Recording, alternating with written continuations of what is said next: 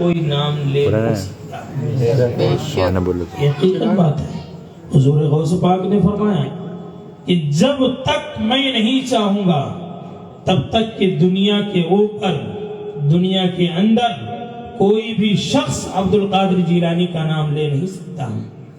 آپ خوش نصیب ہیں کہ آپ یہاں تشریف لائے ہیں اور اپنے مقدر کو جگا رہے ہیں۔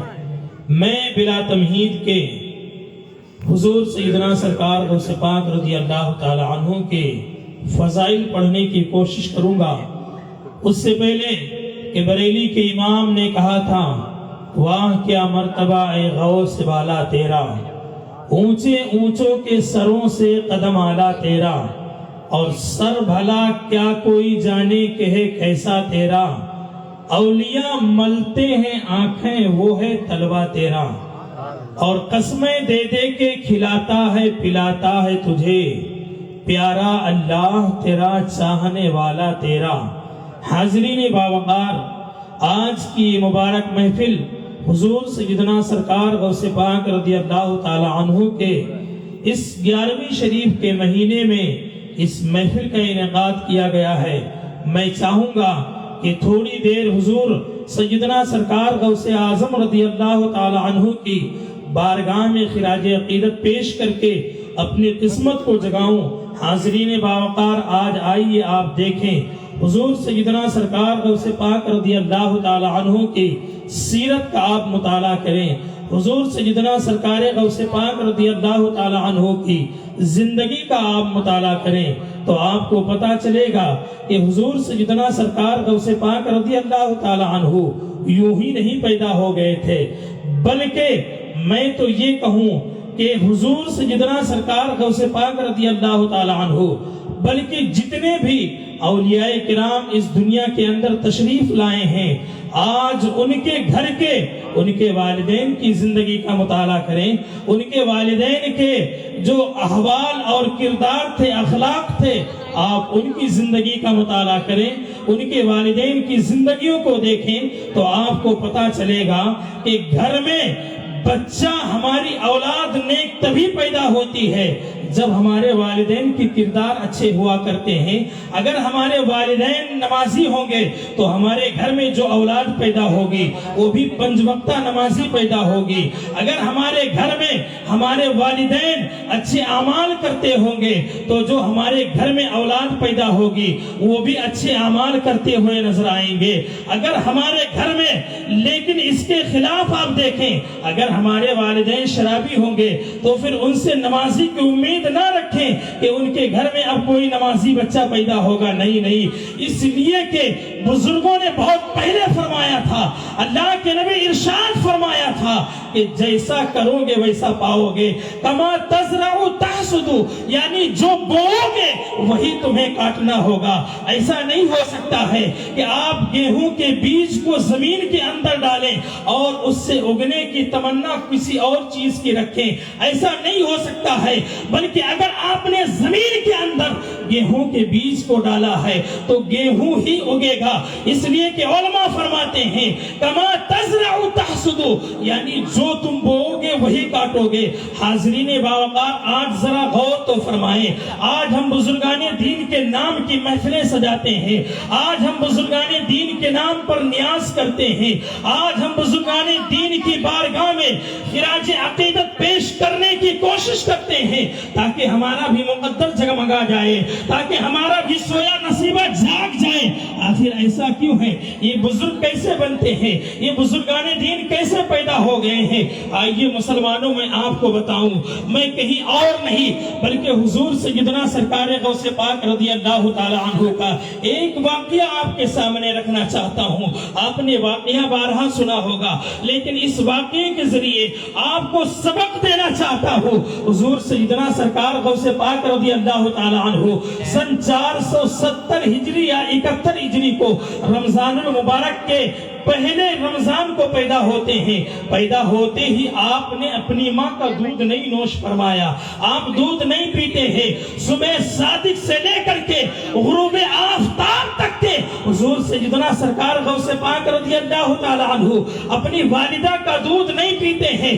جیسے ہی غروب آفتاب ہو جاتا ہے، یعنی سورج جو ڈوب جاتا ہے، اب آپ کی ماں آپ کو دودھ پلاتی ہیں تو آپ دودھ پی لیتے ہیں۔ آپ کی جب عمر 2 سال یا غالباً 4 سال کی ہو گئی، آپ کی والدہ ماجدہ نے آپ کو مدرسے کے اندر ڈالا۔ عام طور پر ہوتا یہی ہے کہ جب ہمارے گھر بچے پیدا ہوتے ہیں، کچھ سال کے جب ہو جاتے ہیں تو ہم انہیں مدرسے میں ڈالا کرتے ہیں تاکہ یہ جا کر کے یہ بچہ مدرسے میں جا کر کے قال اللہ قال رسول کی تعلیم حاصل کرے، اللہ تعالیٰ کے احکام کو جاننے کی کوشش کرے۔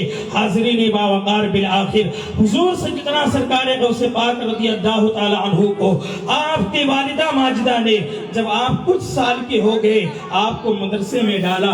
مدرسے میں جانے کے بعد حضور سیدنا سرکار غوث پاک رضی اللہ تعالی عنہ جب مدرسے میں اپنا قدم رکھتے ہیں، جاتے ہیں، اپنے استاذ کے سامنے 2 زانو ہو کر بیٹھ جاتے ہیں، اور بیٹھنے کے بعد میں حضور سیدنا غوث پاک کے استاذ محترم فرماتے ہیں، کہتے ہیں بیٹا پڑھو بسم اللہ الرحمن الرحیم۔ حضور سیدنا سرکار غوث پاک رضی اللہ تعالی عنہ بسم اللہ الرحمن الرحیم پڑھتے ہیں، الحمدللہ شریف پڑھتے ہیں، الف لام میم پڑھنا شروع کرتے ہیں، اور زبانی پہلا پارہ سنا دیتے ہیں، اس کے بعد دوسرا پارہ بھی سنا دیتے ہیں، تیسرا پارہ بھی زبانی سنا دیتے ہیں۔ اس طریقے سے 10 پارے زبانی ہو گئے، 14-15 پارے ہو گئے زبانی۔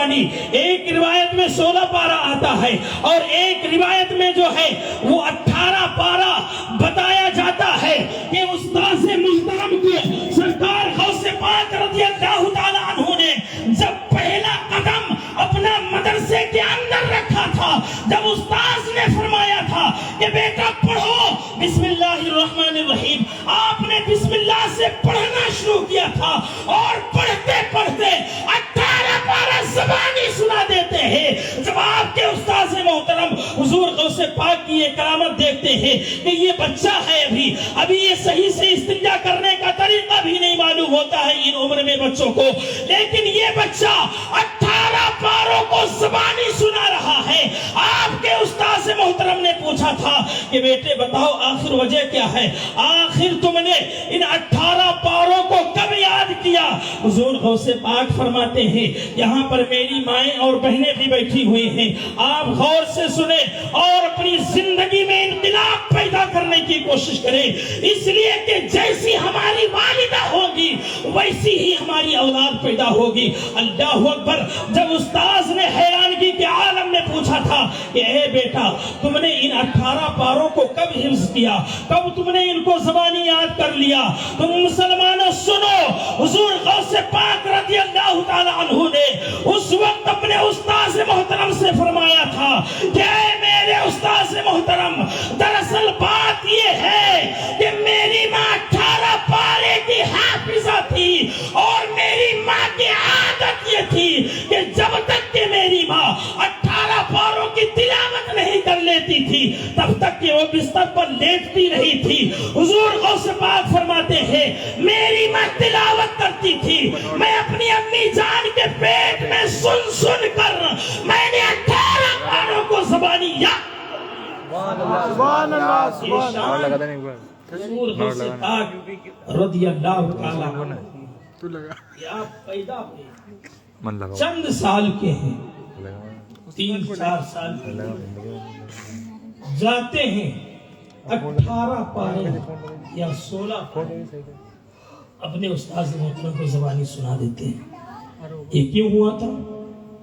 حضور غوث پاک نے خود فرمایا کہ اس کی وجہ یہ ہے، آج ہماری بہنیں جب وہ حالت حمل سے ہوتی ہیں، پریگننٹ ہوتی ہیں، تو بس انہیں موبائل دے دو، سیریل لگا کے دے دو، کوئی کام نہیں کرنا ہے، ایک وقت کی نماز بھی نہیں پڑھنی ہے، کوئی ذکر و اذکار نہیں کرنا ہے۔ آپ بتائیں جب اس طریقے سے ہماری مائیں حالت حمل کے دوران اپنی زندگی گزاریں گی تو ان کے گھر کیا کوئی صلاح الدین ایوبی پیدا ہوگا؟ کیا کوئی خالد بن ولید پیدا ہوگا؟ کوئی نہیں، بلکہ ایسے جب ہماری مائیں اس طرح سے کرتی ہیں اور پھر جب ہمارے گھر میں اولاد پیدا ہوتی ہے تو وہی اولاد اپنے والدین کی اپنے والدین کا کہنا نہیں مانتی ہے، اپنی امی کی بات نہیں مانتی ہے، باپ کی باتوں کو نہیں مانتے ہیں۔ کیوں؟ وجہ یہی ہے کہ ہم نے اصل تعلیم جو ہے تربیت وہ ماں کی گود ہے۔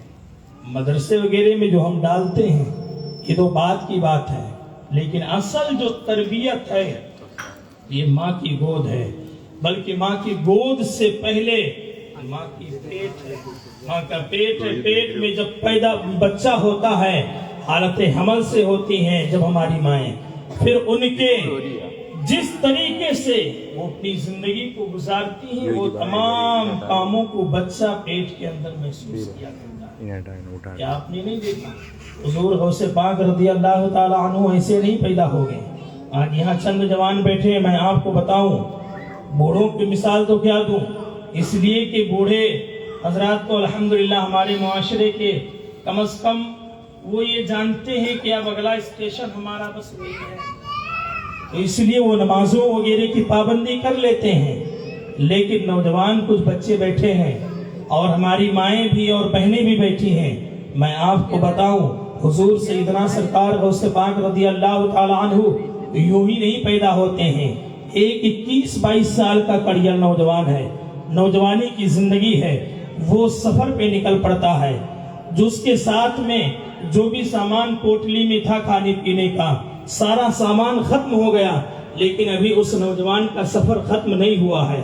21-22 سال کا نوجوان ہے جو جوانی کی دہلیز پر اس نے قدم رکھا، لیکن اس کا تقوی دیکھیں، جب ایسے تقوی ہمارے والدین اور ہماری ماؤں کے اندر ہوا کرتے ہیں تب جا کر کے کہیں غوث اعظم کا جنم ہوتا ہے۔ وہ نوجوان ہے، وہ نکل پڑا راستے میں، جا رہا ہے، سفر ختم نہیں ہوا، اس کے پوٹلی میں جو بھی کھانے کا سامان تھا وہ سارا کا سارا سامان ختم ہو جاتا ہے، لیکن اس کا سفر ختم نہیں ہوتا ہے۔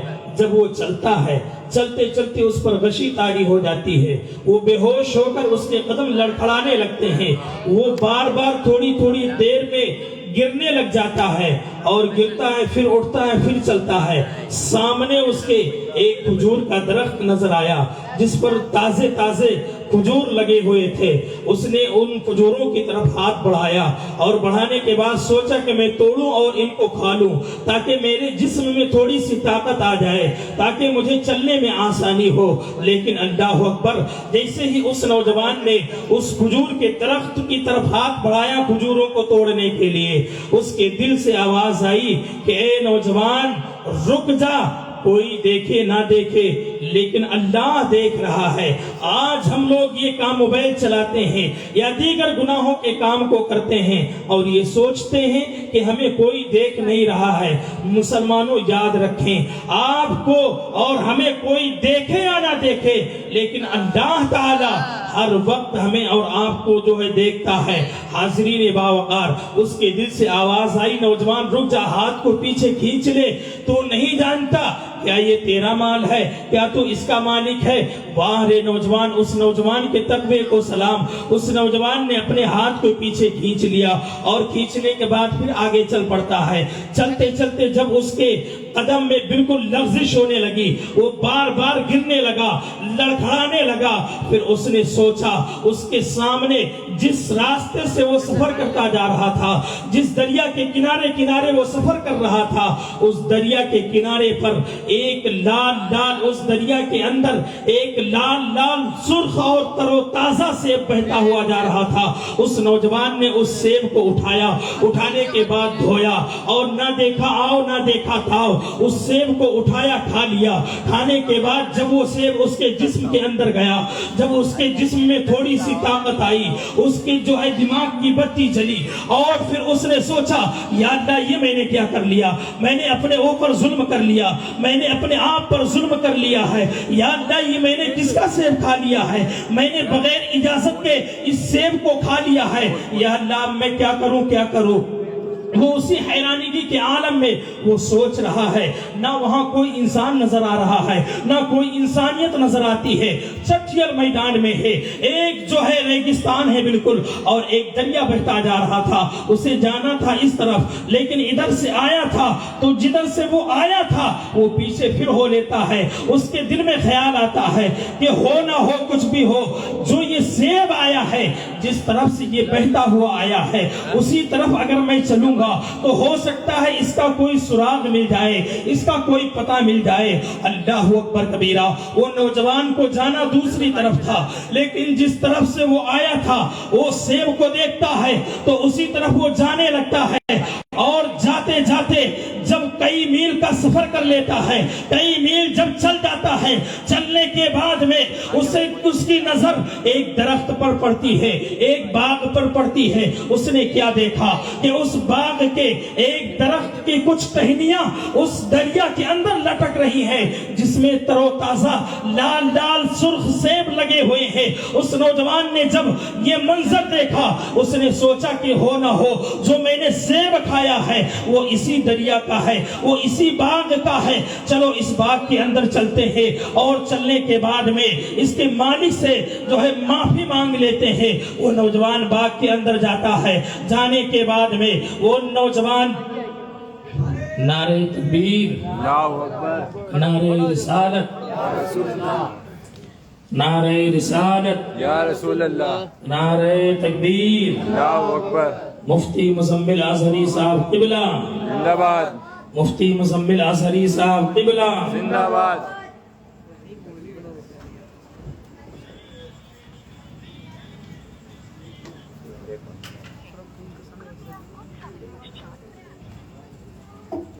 پکڑ ریان،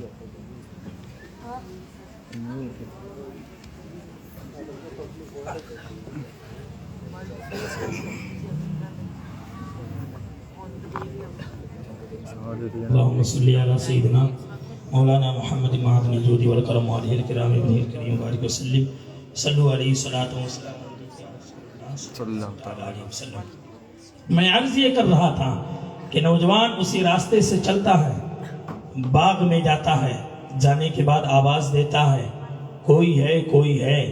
ایک بوڑھا شخص نکل کر باہر آتا ہے اور کہتا ہے کیا ہوا بتاؤ۔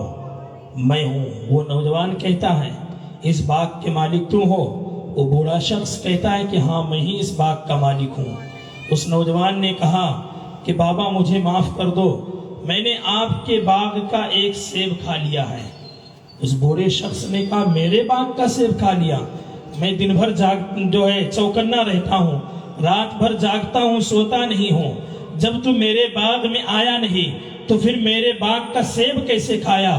وہ نوجوان نے پورا سارا جو قصہ تھا اس کو سنایا۔ سنانے کے بعد میں جب اس بوڑھے شخص نے اس نوجوان کی یہ بات سنی تو اس کا ماتھا ٹھنکا کہ یہ اتنا جو ہے نوجوانی کے عالم میں اتنا تقوی اس کے اندر ہے، اتنا پرہیزگار ہے، اتنا ڈر اللہ کا اس کے دل کے اندر ہے۔ اس نوجوان اس بوڑھے شخص کو ایسا لگا کہ جیسے اس کی منزل اس کے سامنے کھڑی ہے۔ اس بوڑھے شخص نے کہا کہ ہاں ٹھیک ہے میں تجھے معاف تو کر دوں گا، لیکن ایک شرط ہے جس کو تجھے ماننا پڑے گا۔ وہ نوجوان کہتا ہے بابا ایک شرط تو کیا، میں ہزاروں شرطیں ماننے کے لیے تیار ہوں، لیکن تم مجھے جلدی معاف کر دو۔ وہ نوجوان وہ بابا کہتا ہے کہ ہزاروں شرطیں نہیں بلکہ صرف ایک شرط ہے۔ وہ نوجوان کہتا ہے کہ بتاؤ تمہارے یہاں جھاڑو لگانا پڑے میں تیار ہوں، تمہاری خدمت کرنا پڑے میں اس کے لیے بھی تیار ہوں، لیکن تم میرے اس جو میں نے سیب کو تمہارے کھایا ہے بغیر اجازت کے، اس سیب کو تم معاف کر دو۔ اللہ اکبر۔ وہ بوڑھا شخص کہتا ہے کہ نہیں کچھ بھی نہیں کرنا ہے، تمہیں جھاڑو بھی نہیں لگانا ہے، تمہیں کوئی خدمت بھی نہیں کرنا ہے۔ اس بابا نے کہا تھا تمہیں میری لڑکی سے شادی ہاں یہاں کم ڈگری متن میری بیٹی سے شادی کرنا ہوگا. آج کا نوجوان ہوتا تو یہی کہتا کہ بابا میں معافی مانگنے کے لیے آیا تھا, میں نے معافی مانگ لی, اللہ نے دیکھ لیا, میں تیرا جمائی بننے نہیں آیا. لیکن اس نوجوان کے تقوی کو سلام, اس نے یہ نہیں کہا, انکار نہیں کیا, اس نے فوراً تسلیم کر لیا کہ ٹھیک ہے بابا میں تیری بیٹی سے شادی کرنے کے لیے تیار ہوں, نکاح کرنے کے لیے تیار ہوں, لیکن تو مجھے جلدی معاف کر دے. اس بابا نے کہا کہ اے نوجوان سن, پہلے جو میری بیٹی کے اندر صفات ہیں ان کو سن لے تاکہ بعد میں کہیں تو تانا نہ دے. وہ نوجوان کہتا ہے کہ بتاؤ اب کیا ہوا. وہ بوڑھا شخص کہتا ہے کہ اے نوجوان, جس میری بیٹی سے تو شادی کرنے والا ہے وہ آنکھوں سے اندھی ہے, اور سن جس بیٹی سے تو شادی کرنے والا ہے وہ پیروں سے لنگڑی ہے, ہاتھوں سے لولی ہے, اور کانوں سے گونگی ہے, منہ سے کانوں سے بہری ہے, منہ سے گونگی ہے. اللہ اکبر. جب اس نوجوان نے سنا, چونکہ جوان تھا, فطرت ہے انسان کی کہ اسے جھٹکا تو لگا لیکن وہ رویا نہیں, وہ گھبرایا نہیں, اس لیے کہ اس کے دل میں اللہ کا ڈر بسا ہوا تھا. وہ تو اس سوچ میں تھا کہ کتنی جلدی یہ بابا میرے اس جرم کو معاف کر دے. اللہ اکبر. جیسے ہی اس بابا نے کہا, اس نوجوان نے ذرا سوچا, سوچنے کے بعد کہا ٹھیک ہے اے بابا میں تیری اندھی لنگڑی لولی بہری بیٹی سے شادی کرنے کے لیے تیار ہوں. اب شادی ہو جاتی ہے. نکاح کیسے ہوتا ہے؟ نکاح ہوا, ایجاب و قبول ہوا, دو گواہ ہوئے اور مہر جو ہے طے کر دی گئی, اس کے بعد نکاح ہو گیا. آج جو نکاح کے اندر, شادیوں کے اندر جتنی بھی رسمیں ہوتی ہیں, یہ جتنی بھی خرافات کی رسمیں ہوتی ہیں, یہ ساری رسمیں ہمارے بزرگوں کے یہاں نہیں ہوا کرتی تھی. نکاح ہو گیا. نکاح ہونے کے بعد جب شب زفاف آئی, جب سہاگ کی رات آئی, وہ نوجوان اب اپنی بیوی سے ملاقات کرنے کے لیے جا رہا ہے. اندر کمرے کے اندر بیوی سجی دھجی بیٹھی ہے. اللہ اکبر. جیسے ہی وہ نوجوان گیا, نوجوان کے دل میں خیال آیا کہ میں اپنی بیوی کو سلام کروں تو کیسے کروں, اس لیے کہ میری بیوی نہ سن سکتی ہے نہ جواب دے سکتی ہے. اور لیکن اس نوجوان نے پھر سوچا کہ سلام کرنا تو میرے آقا کی سنت ہے, کوئی سنے یا نہ سنے لیکن میرے آقا تو سن رہے ہیں. اللہ اکبر. اس نوجوان نے دروازے پر دستک دی, دروازہ کھولا اور سلام کیا.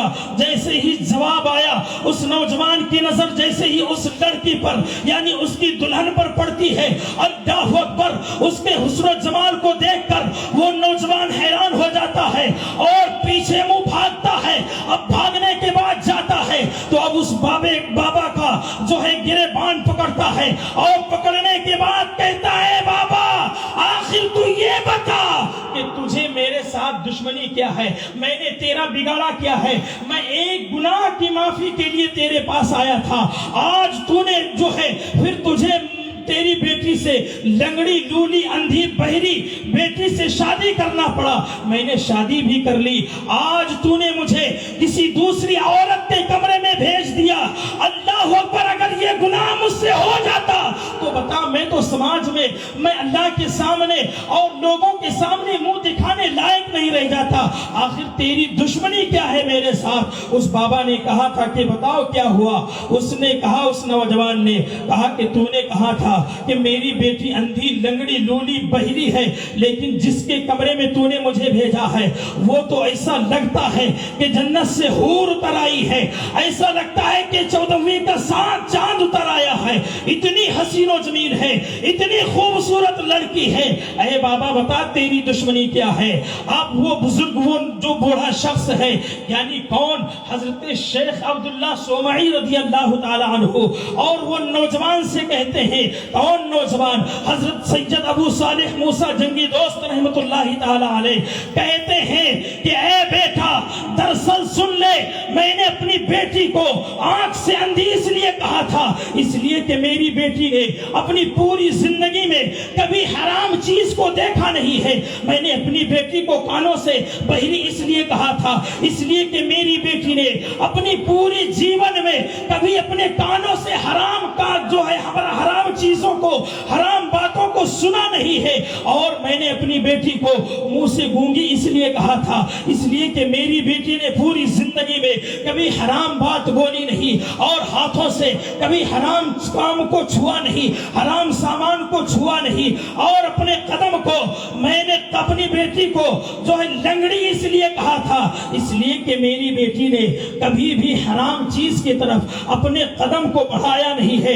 اس لیے میں نے اپنی ان تمام بیٹیوں کے اوصاف کو گنایا. اللہ اکبر کبیرہ. جب اس طریقے سے, اور وہ بیٹی کون تھی, اس بیٹی کا نام کیا تھا؟ وہ شیخ عبداللہ صومعی کی بیٹی تھی, ان کا نام ام الخیر امت الجبار فاطمہ ہے. اور جب حضرت سید ابو صالح موسیٰ جنگی دوست رحمت اللہ تعالی علیہ اور ام الخیر امت الجبار جیسے, امت الجبار فاطمہ جیسی جو شوہر اور بیوی کا ملن ہوتا ہے, ملن, تب جا کر غوث اعظم کا جنم ہوتا ہے, جنم. سبحان اللہ, سبحان اللہ. ہمارے گھروں میں ایسے ہی حضور غوث پاک نہیں پیدا ہوتے ہیں, بلکہ ہمارے والدین کے کردار بھی اس طرح ہونے چاہیے. ہمارے والدین کے, ہماری ماؤں کے, ہمارے باپ کے اگر کردار اس طرح نہیں ہوں گے تو پھر یاد رکھیں, کما تزرعوا تحصدون, جو بوؤ گے وہی کاٹو گے. جیسا آپ کرو گے ویسے ہی آپ کی اولاد کرتی ہوئی نظر آئے گی. اللہ تعالیٰ کی بارگاہ میں دعا ہے کہ اللہ تعالیٰ جو کچھ بھی بیان ہوا اس پر ہم سب کو عمل کرنے کی توفیق عطا فرمائے. السلام علیکم ورحمۃ اللہ وبرکاتہ.